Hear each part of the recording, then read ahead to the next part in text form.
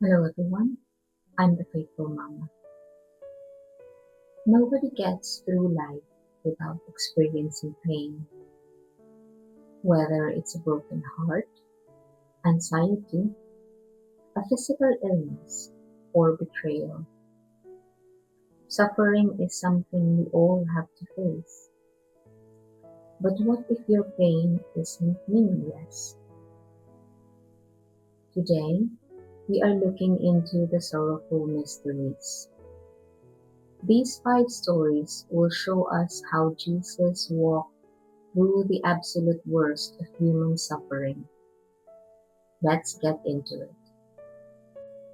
The night before his death, Jesus takes his closest friends to a dark, quiet olive grove called the Garden of Gethsemane. He knows exactly what is coming tomorrow: betrayal, abandonment, and a brutal execution. The Bible says Jesus enters into a state of human agony. He goes to his friends for comfort, but they keep falling asleep. He is entirely alone in the dark. Jesus falls to his knees and prays, "Father, if you are willing, take this cup from me. Yet not my will, but yours be done." He doesn't want to suffer, but he surrenders to the bigger picture. Anxiety is not a sin.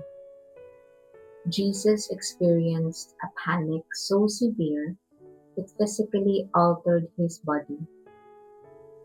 He didn't avoid the fear. He brought it straight to God in honest prayer. When you are paralyzed by fear about your future, your health, or your finances, do not suppress it. Look at Jesus in the garden. True strength isn't pretending you are okay.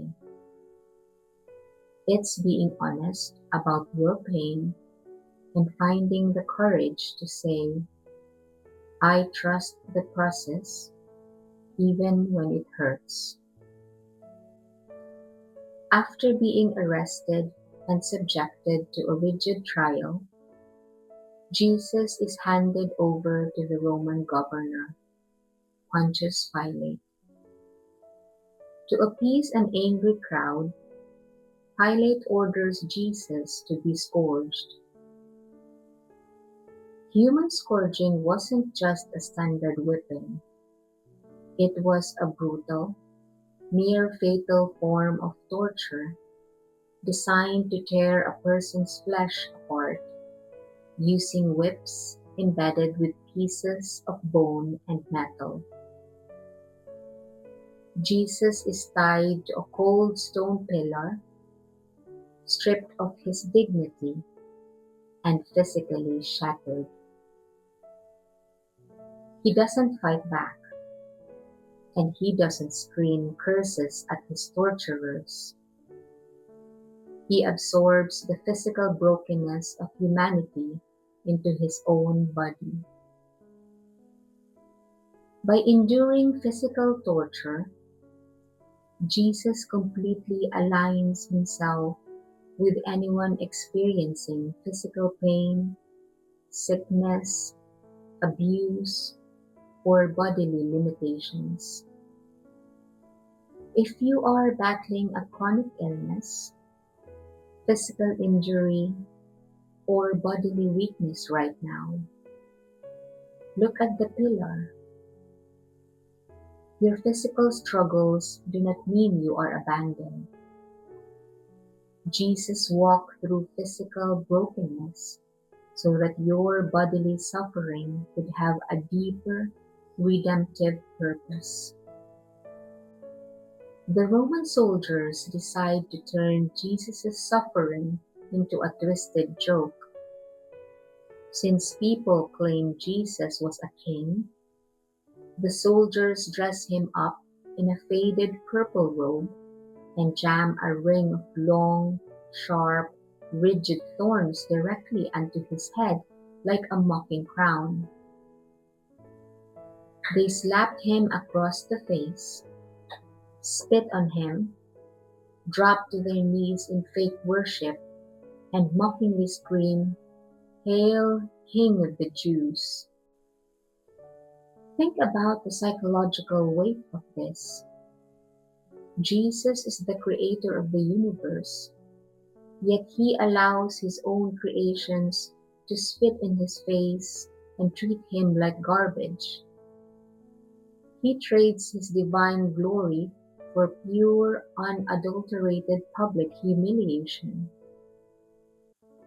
The world tries to define your worth by what people say about you. Jesus shows that your true identity cannot be stolen by the insults, mocking, or labels of others. We live in a brutal call-out culture where rumors, internet comments, and workplace gossip can destroy someone's spirit in seconds. When people mock you, reject you, or misunderstand your intentions, remember the crown of thorns. Don't let the toxic opinions of others define your crown. Your worth comes from God, not the crowd. Jesus is forced to lift the heavy, rough wooden beam of his own execution device onto his torn, bleeding shoulders. He has to carry it through a mocking crowd, up a steep hill outside Jerusalem. He is physically spent. He trips and crashes to the ground multiple times under the crushing weight. The soldiers realize he might die on the road, so they grab a random bystander named Simon of Cyrene and force him to help carry the back end of the cross. Imagine the silent look of gratitude exchanged between a bloody Jesus and a terrified Simon as they shared the load. Jesus didn't carry the cross perfectly without falling, and he didn't carry it entirely alone. He allowed a regular human to help him. We all have a cross to carry, a difficult job, a broken family dynamic, or a painful secret. This mystery gives you two lessons. First, when you fall down under the weight of life, get back up. Second, stop trying to carry everything by yourself. Let a Simon into your life, a family member, a true friend, or a mentor to help you lift the weight. They reach the top of the hill called Golgotha. Jesus is nailed to the wood and lifted up to die. For 3 agonizing hours, he hangs there suffocating. But look at his final words. He doesn't curse the people who killed him. Instead, he looks down at the soldiers, gambling for his clothes, and prays, "Father, forgive them, for they know not what they do." He makes sure his mother Mary is taken care of by his friend John. And then, with a final breath, he says, "It is finished," and dies. It looks like total defeat. The sky goes dark, the earth shakes, and his followers run away in terror. The crucifixion is the ultimate proof of love. Jesus didn't just die for his friends, he died for the very people driving the nails into his hands. Who has hurt you so deeply that you can barely stand the thought of them? The crucifixion is a radical challenge to let go of bitterness. Forgiveness doesn't mean what they did was okay. It means you refuse to let their toxicity poison your heart any longer. The sorrowful mysteries remind us that this is not the end of the story. The garden, bring your anxiety to prayer. The pillar, give purpose to your physical trials.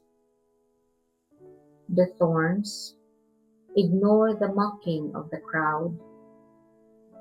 The cross, let others help you carry the load. The crucifixion, choose radical forgiveness. Thank you so much for spending today with me. If this video gave you some peace today, please hit that like button and subscribe to the channel so you don't miss our next video.